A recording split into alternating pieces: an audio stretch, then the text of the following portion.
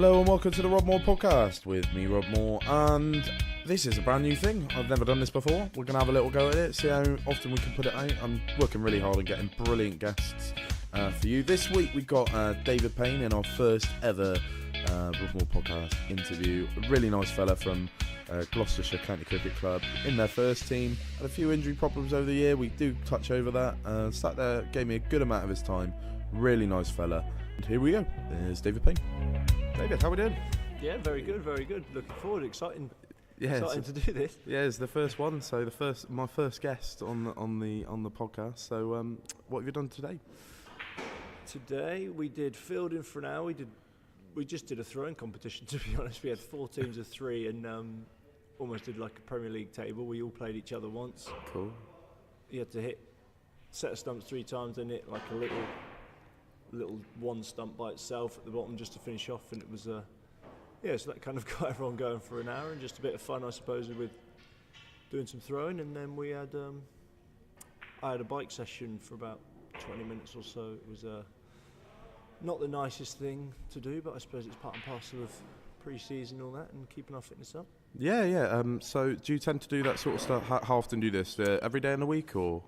Yeah, every other day almost. You always do something. It's either you're in the gym lifting, or you're on the bike or the treadmill or the runner or something doing some sort of conditioning. So you do one or the other pretty much every day. Okay, cool. So speaking about your personal stuff, so you're coming off back of probably one of not the best recent years for Gloss. But is there anything you take away from the season? Obviously, the T20 competition was a bit disappointing, and stuff like that. Anything you want to say about last year's season at all? Yeah, for me personally, ever since we won the trophy in 2015. Great day. we like to go back to that and remember that. Obviously, I'll keep it on the Sky Planner and every sort of. Well, of course, it was you who got the last wicket, didn't you? Yeah, I bowled that final over, and it probably. Still, when you watch it back, it wasn't my greatest last over, but things went right, and I think from my memory of that day was very little. Yeah, and Kuma Sangakkara playing probably the worst shot I've ever seen him play in his many years of professional cricket. When you watch that back, every time he runs and hits it, you kind of think, how it lands at mid-on, that's never happening again. That's probably the worst bowl Jack Taylor's ever bowled as well. And it's got the wicket. Yeah, it was very good. He didn't start too well, Jack, I remember that day, and I think nerves were on top of him and pressure. And well, of course. First final that you've all probably been involved in. We had a couple of quarterfinals and stuff, but I guess the nerves get to you in that, and you kind of have your first quarterfinal and managing that, so that we kind of have that, and then I think it was the year before, we had the quarterfinal, we got knocked out, so then we got to the quarterfinal, we got to the semi-final, and it all just went so swimmingly. That year, that entire tournament was absolutely crazy. It was mad, yeah. It just went from strength to, and of course you beat probably one of the better teams in the country in Yorkshire in the semi-final, and obviously that was the last season with Hamish in the team as well, so it was quite a nice send-off for him. It was. It's tough to talk about it, really. Yeah. But no, we miss Marshy dearly. The changing room, just on and off the field, he was an amazing guy. I think as fans as well, so many people in the crowd, you speak to them, they're always like, he was always our favourite and always so dependable. Whenever the ball came towards him for a catch, he was a big part of the team. And I suppose who else went that year? Geraint retired that year. Yeah. I guess retiring on a high was probably the right thing to do for him, and I think he had a job lined up where he's in that and working in a school, so the transition from finishing playing cricket seemed to all finish at the right time for him, and Marshy knew it was the right time for his family to take him back to New Zealand, I think. Of course. You speak to him much? Here and then, it's obviously difficult when someone moves abroad and you don't see them as much. But we touch base every so often, and he always obviously keeps an eye on us in the season. You get a message from him saying well done, and he's always got an eye on us, which we probably expect him. And some guys have seen him. I think Benny's just been out in Oz for a bit, and I know he travelled to New Zealand for a couple of weeks to visit James Fuller, who's out there, and Marshy, and spend a bit of time. And hopefully this October, I'm hoping to get out there for few weeks or so, and hopefully I'll catch up with him then. Cool. And that was another one as well, James Fuller, who was for. It seems to be the thing with Gloucestershire bowlers. I mean, excluding yourself, but Ian Saxby had probably a couple of great seasons, and then unfortunately injury led him to retire. Yeah. James Fuller got so good that obviously other counties started having a look. Is that a worry as you go into a new season? Is that are all your bowlers going to sort of stay with us? Especially, I'm very glad we kept Benny Howe, but is that a worry for, as a team, or you think is it more an individual thing? I'd be lying if I said personally it wasn't a worry, and this year I think is going to be quite an interesting one.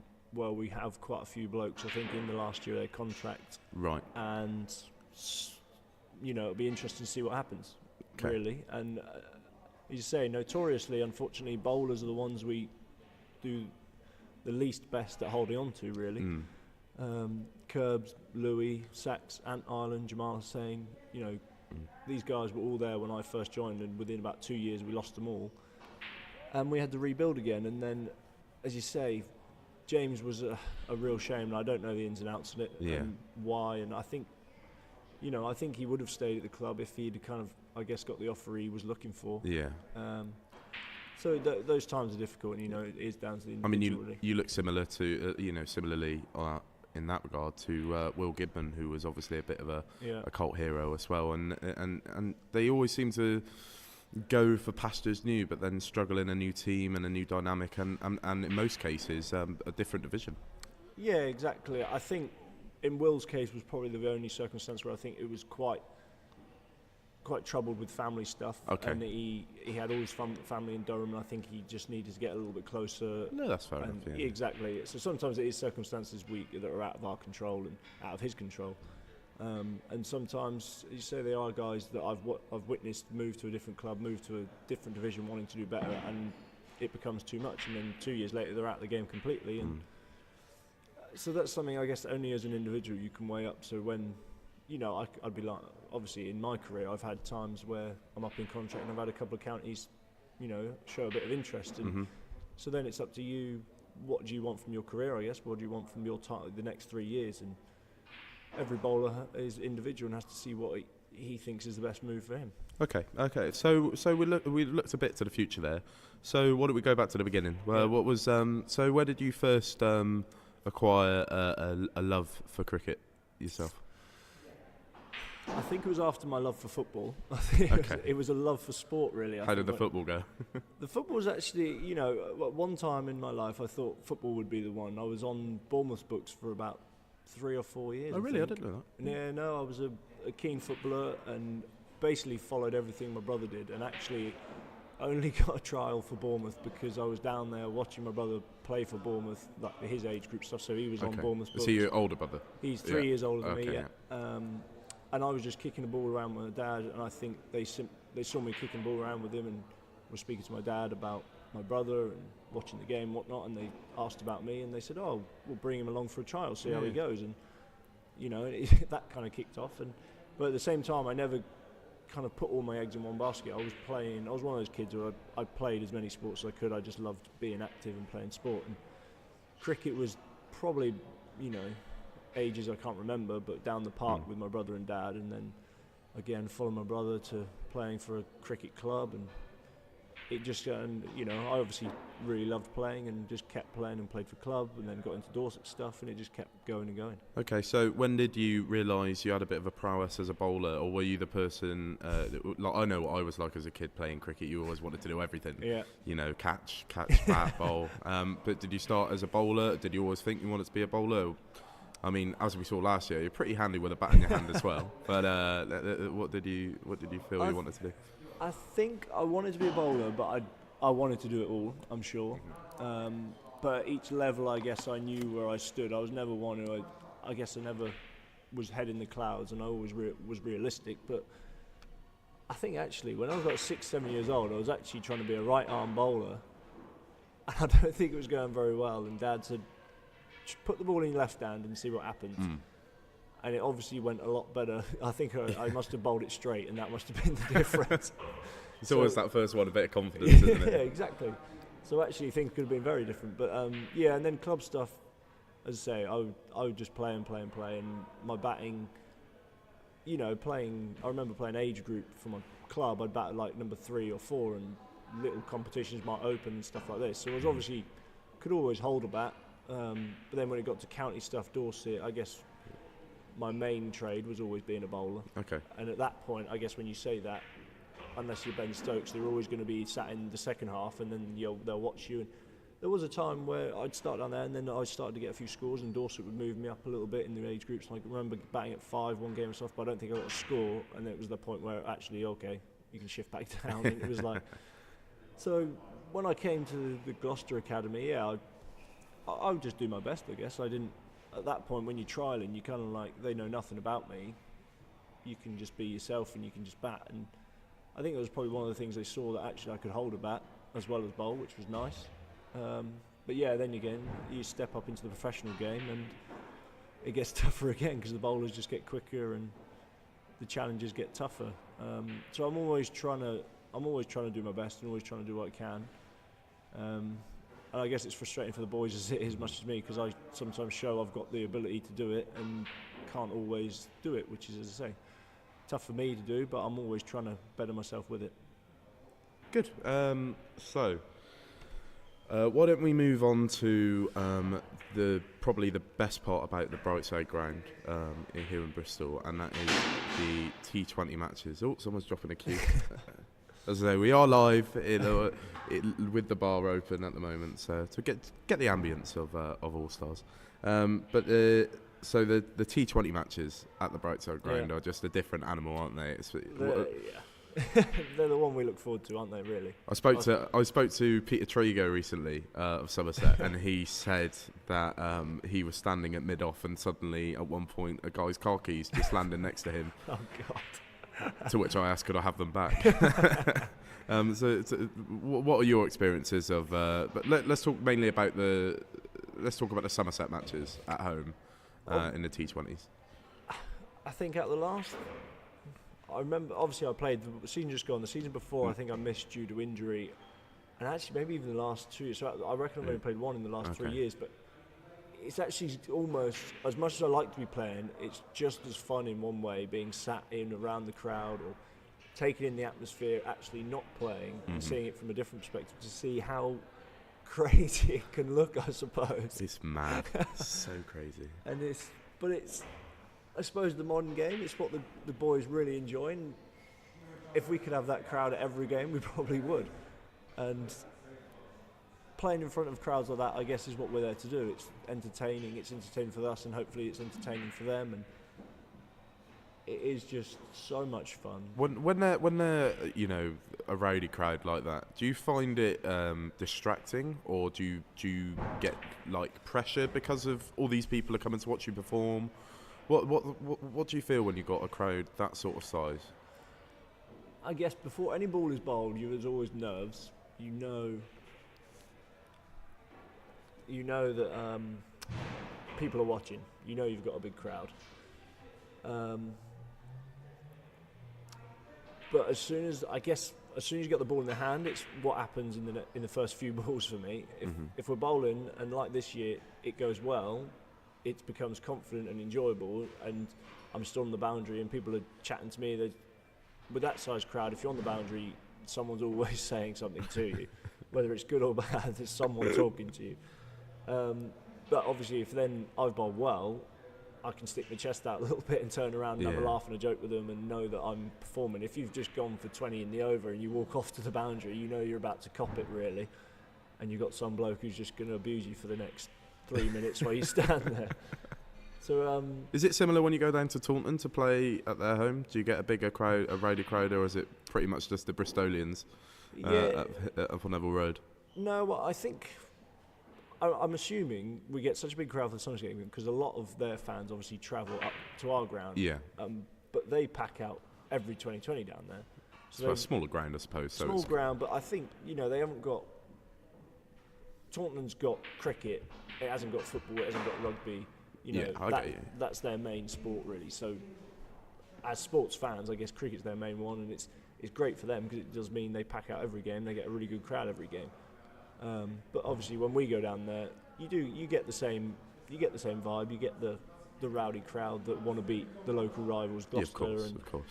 Again, I guess it's all about performing on the day, and if you're doing well, then you might get a little bit of stick, but you can take it a lot easier than if they're whacking you all over the place and you've just been bowled out for 90 or whatever, and if you're not having a good game, then you kind of just bow your head and don't turn around and look at the crowd whilst they're shouting at you, because you know they're trying to get you.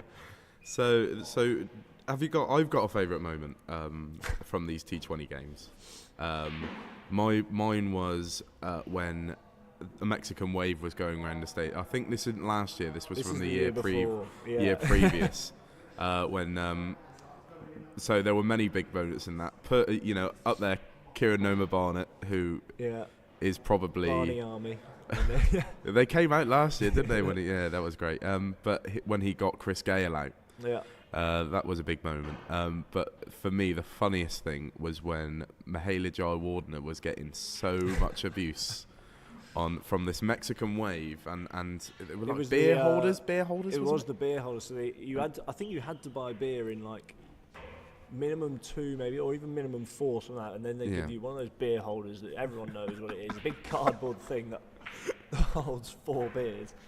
And I think everyone worked out they were very good frisbees. Since that game, it has never been done again. I just the image of the whole outfield just covered in these beer holders. It's crazy. I know the Somerset players weren't best pleased because they were the ones having to pick them up off the outfield.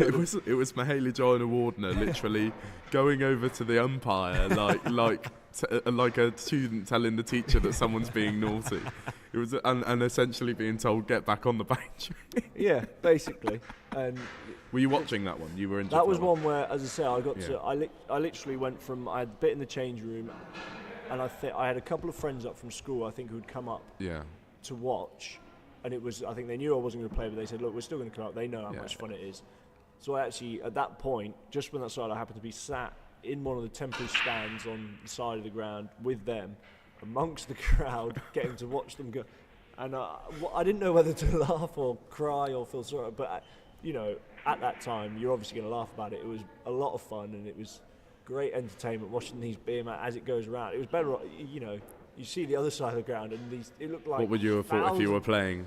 Would you have found it equally as funny, or come on, guys, we're trying to win a game here? Yeah, if we're in a tight one, or if we're losing or something. That one was, if I remember. That was a tight one. Very tight, wasn't it? So I'm guessing, from Somerset's point of view, they're probably thinking, look, I'm trying to concentrate and play here, and I'm getting a beer mat in the back of my head. But obviously, if the crowd might have helped us won that game, because obviously it came down to the last ball, I think, where Robbins flicked one over the square leg for 4. And so crazy game. But they're always. No, I'd never tell this crowd to stop doing that. That's the entertainment. That's why we play. It's a lot of fun. So the biggest part, I suppose, of T20 over here is the overseas, the big players from around the world. So obviously we've got Michael Klinger, who we're going to come to later. Yeah. But in terms of, so you had AJ the year before last, Andrew Ty. Yeah. And then you had Pereira last year. Yeah. Looking forward to getting AJ back this year? Definitely. He is one of the best 2020 bowlers in the world at the moment. That's undeniable. The way he's gone in the Big Bash, he's still in the Australian stuff, which proves that they know how good he is. Mm-hmm. And I think we do. I was really, one of the things I'm probably proud of about Gloss in a way is we can't go for the big money signing. We can't afford a Chris Gale or anything like that. But I don't think we just pick anyone. So from the outside, sometimes it might look like we might just go for the cheap guy, but actually I think Dorse is quite a wise man. He's looking at stats, he's looking at what they're doing, he's trying to find that guy who's actually kind of almost gone under the radar. And well, it's true in regards to Pereira, because obviously he was out of the Sri Lankan team for a little while. Yeah. Fine, but he's still, the class is still there, Exactly, and the same you look at kind of, it's probably an ongoing joke in a way that we had Kane Williamson just before he got. I think he was always going to, be a next big thing. New Zealand captain now, he was, we had him just before he became amazing in New Zealand. Then we had Hanscom, And straight after he finished with us, he went over and then he got an Australian call-up, and we had Bancroft, and he came from us and went over and got an Australian call-up, and I'm not sure we can mention Bancroft's name at the moment after he's gone to the opposition. Yeah. Still a little bit sore on my I obviously haven't spoken to him yet, but go anywhere except down to Taunton. I'm intrigued to see his reasoning behind that. Obviously, when he comes back, no, that'll be fine. But obviously, as I say, there's this kind of thing of, and we had AJ, but he's obviously always done well in 2020. But then he gets his Australian call up. We seem to be able to be a little golden nugget for these overseas that come over, and then they do well for us, and they can shoot on. They go on to the international game. So AJ's a really good one, I think. I'm so excited to have him back. Really excited. Going back to that 2020 game when he hit that, he took the pressure off massively with that. He hit the six, he hit the six, and if I remember rightly, it went straight into the player's family enclosure, didn't it? It did actually, didn't it? Yeah. Because I was just let to the left of the clubhouse, and I saw it going over, and I was like, definitely hitting some fans and family in the face over there. I think this is a point I'd actually been in the players' enclosure, moved over to see my friends who were sat in the stand, and watched this ball go straight for them, and thought, I've left my other half sat there on her own. Or obviously all the other lads' girlfriends are in there, but it's gone straight for them, and thought there's no one in there to try and catch it for them. So I'm sure that may. You would love that opportunity. Just I maybe out the team, but I'm still in the game, guys. Still in the game, safe as hands. Well, it's one of those things. I don't. It's probably never come near me, even when you sat on the sidelines as a player, to actually have the ball come straight towards you. But it would have been. It's something you really got to practice, isn't it? Because you never, like, in terms of catching, of course, catchers win matches, but it's that little bit of nerves. The moment the ball's coming towards you in the air, you've got probably split seconds to react to it. Must be crazy, especially with all those people there. Must be serious pressure. Do you practice that? You've got one beer in one hand. Do you practice your one-handed catching in case it comes to you in the crowd? Of course. I'm there going. I'm going. Today's the day. There was one time I actually came. The place we normally sat, people have sat in our seats. Yeah. Don't sit in our seats, people. Me and my family get very annoyed when you take our seats. Yes, and it came straight over there. Pretty much the seat I usually sat. Oh no. Gutted. They were doing the case of beer that day for a crowd catch as well. Oh no. Loved it. You still can't let it go, can you? I can see it in your face. To be fair, if it had come to me, I probably would have let it go. Call it in your pint glass. No, I wouldn't do that. It's so expensive. So on overseas, you mentioned about sort of you pick players that sort of go under the radar, and obviously when Alex Gidman decided to sort of go off and do his own stuff and concentrate on being a batter again. You picked a relative unknown in Michael Klinger, who's never really done stuff over here. Yeah. Was Dawes coach at the time here when Michael came on board? I want to say that was Bracewell, actually. Okay. I think it was, actually. Thinking about how long Max has been here, a few years. While. It's weird to think how long ago it was now, really. It is. He's actually been here longer than you think. Yeah. I think he did a small stint with Worcester before. He did maybe a year with Worcester, but this is kind of how much under the radar it was, because I don't remember him playing for Worcester. No. And he mentions it, and none of us kind of think, geez, they had Michael Klinger or something. When he came I remember thinking when we signed him, that little thing of like, who? Yeah. I've not heard of him, but then he came over, and I guess his runs spoke for him. He didn't need to tell you who he was. If I remember rightly, he had a pretty tame start, I suppose. Not being used to is not being used to English conditions, especially when you spend most of your time batting on the roads that Australia produce. Terrible business. Still sore from the Ashes. Yeah, we won't broach that. No, I don't think so. He just from time to time he found his form in the county game, and then one day stuff, and obviously his T20 prowess, which has got him recognised the world over now. And rightly so. We were banging on that door for him for about 2-3 years, trying to get him something for Australia. So we were chuffed with him for that. But I remember obviously the 2015 win.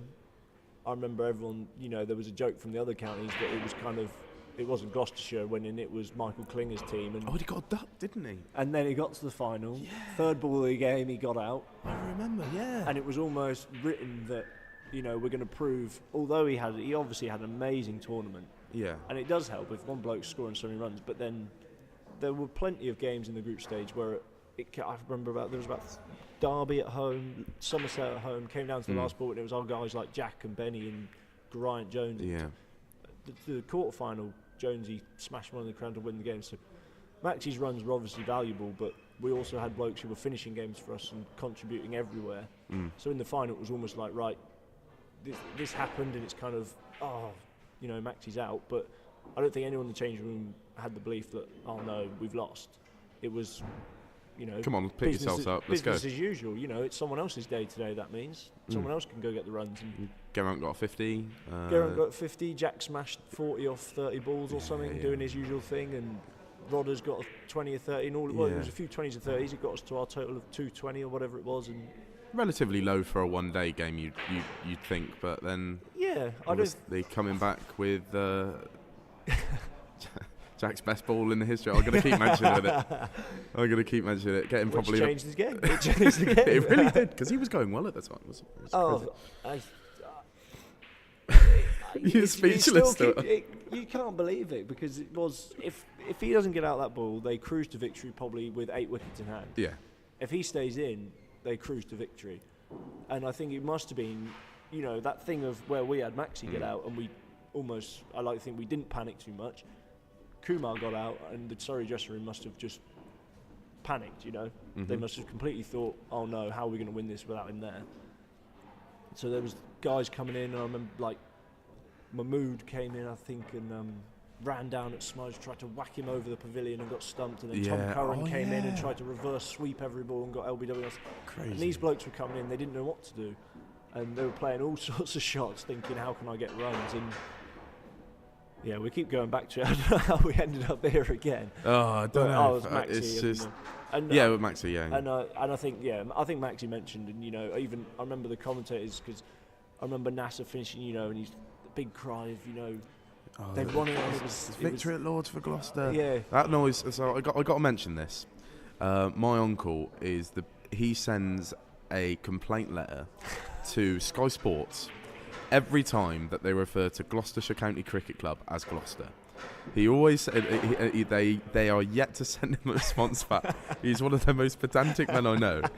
Every time they call us Gloucester, he will no, we're Gloucestershire. Gloucester is a town within a county. Gloucestershire is our county. Sorry, had to mention that.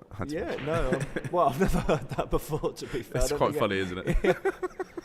Well, I remember he's NASA called us the glorious Gloucesters at Lords again. That's right, yeah. And he said, he called us, he said, we're a team, they're not one individual. And it was kind of that nice belief. And when you watched it back and you heard him say it, and we thought, that's exactly what we wanted from that, to prove to people that although we had Maxie in the form of his life in one way, he wasn't winning games. He can't win a game by himself.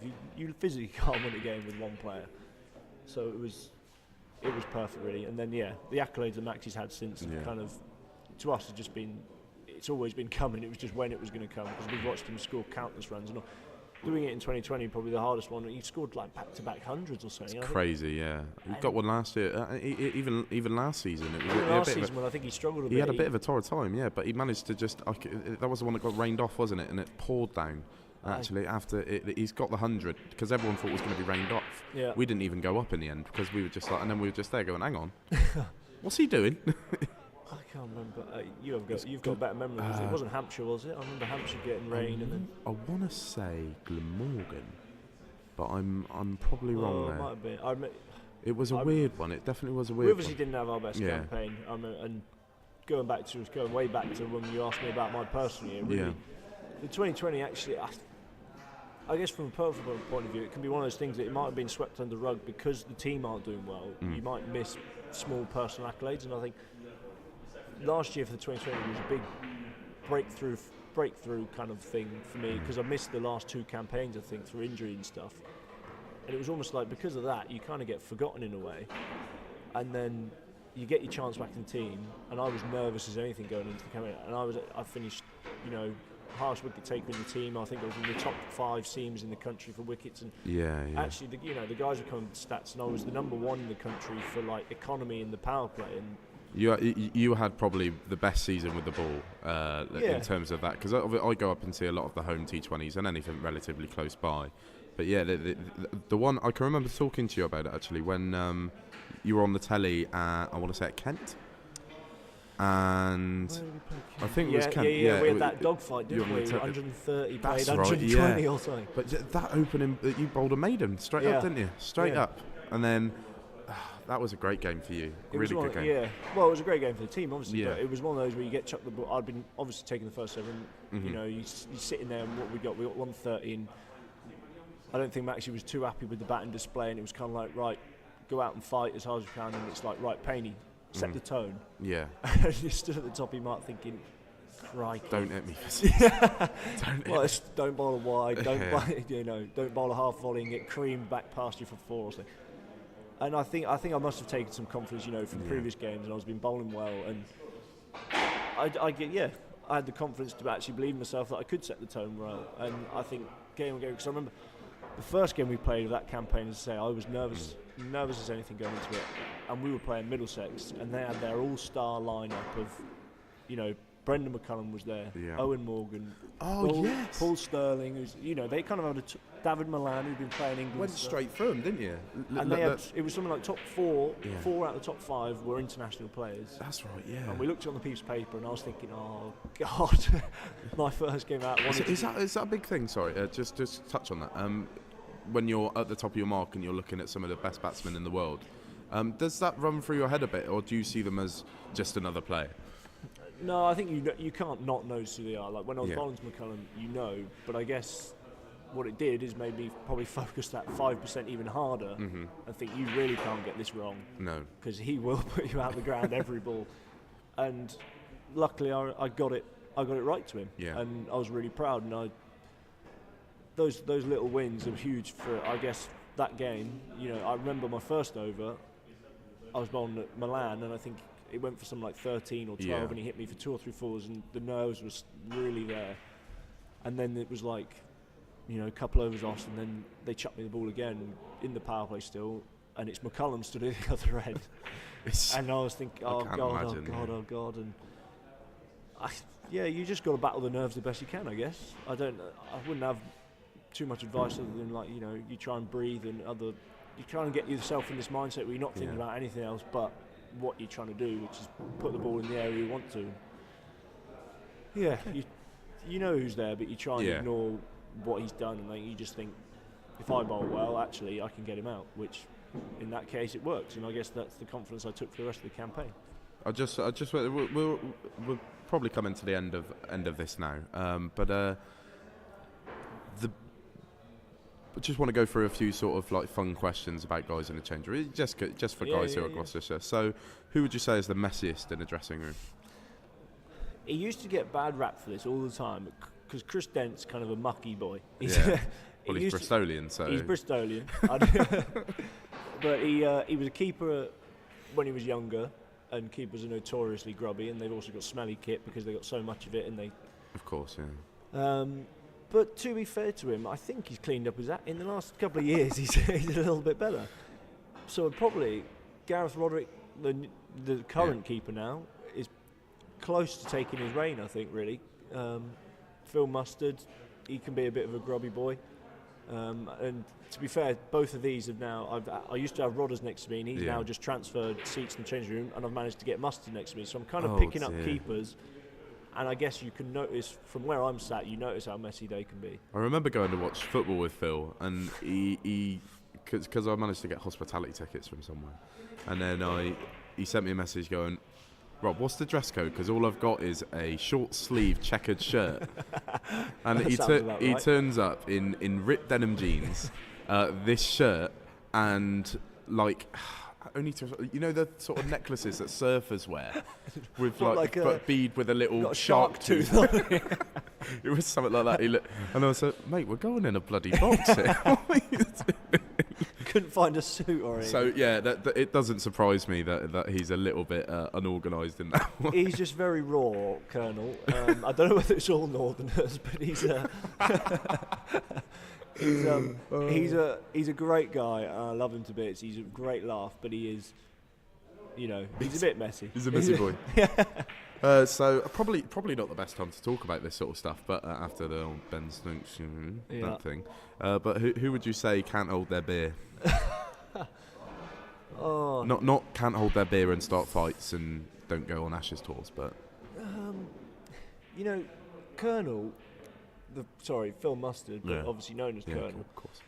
He's one of those. I think he thinks he's better than he is, but it might be that he probably consumes a fair amount, but he ends up one of the worst every time. So at the end of every year, we finish the year by doing like a fancy dress pub crawl along the Gloucester Road.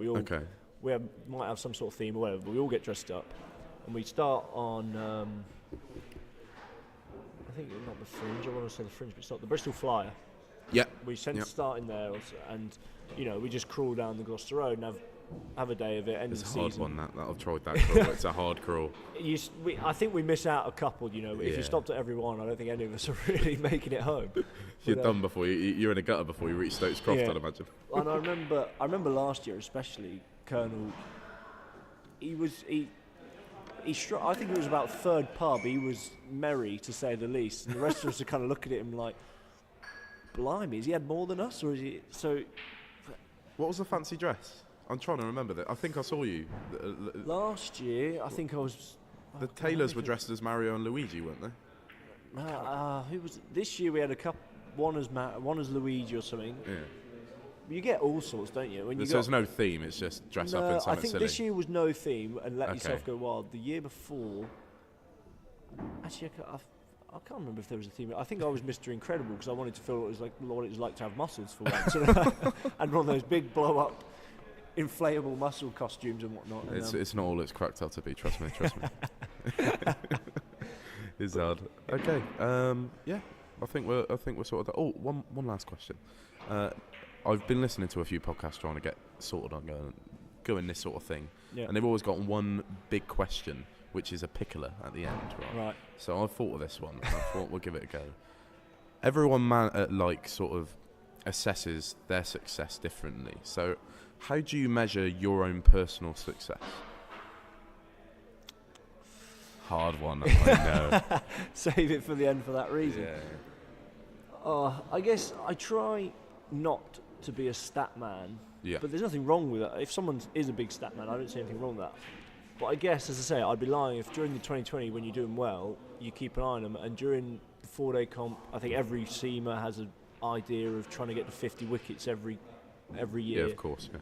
So I'd kind of say but as I've got older, I do glance at them, and you keep an eye on your career stats and your season stats, and trying to keep my economy below 3 in the championship, and how many wickets you've taken. Yeah.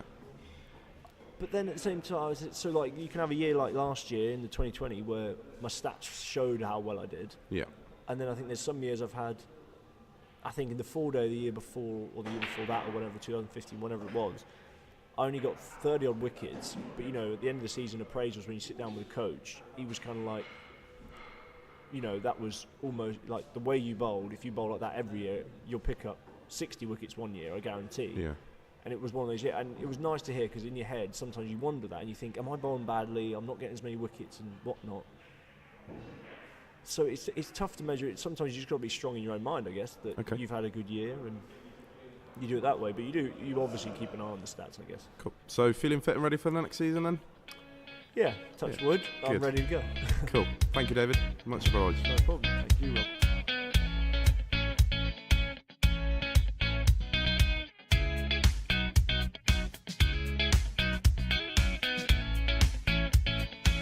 Thank you so much to David Payne from Gloucestershire County Cricket Club, who came in here to talk to me about what he's doing at the moment and then his aspirations for the future. Talking about the past as well. Really nice guy. Beat me 5-3 at the pool afterwards, if anyone wants to know. So that's the end. That's number 1 done. Who would have thunk it? We've been here for 40 minutes and that's number 1 done. Thanks so much for listening. Make sure you tune in next time. Not sure when that'll be yet. Looking to get one out within the next 2 to 4 weeks. So fortnight to a month. That's not right. Yeah, 2 to 4 weeks. Just last chance for me to mention our sponsors. All Star Sports Bar at the top of Park Street, opposite the Wills Memorial Building. Number one place in Bristol for everything. Whether you want food, drinks, sports, Q sports, dartboards, we've got it all. Come up here, grab yourself a beer, enjoy the sport, and thank you for listening to the Rodmore Podcast. Much obliged.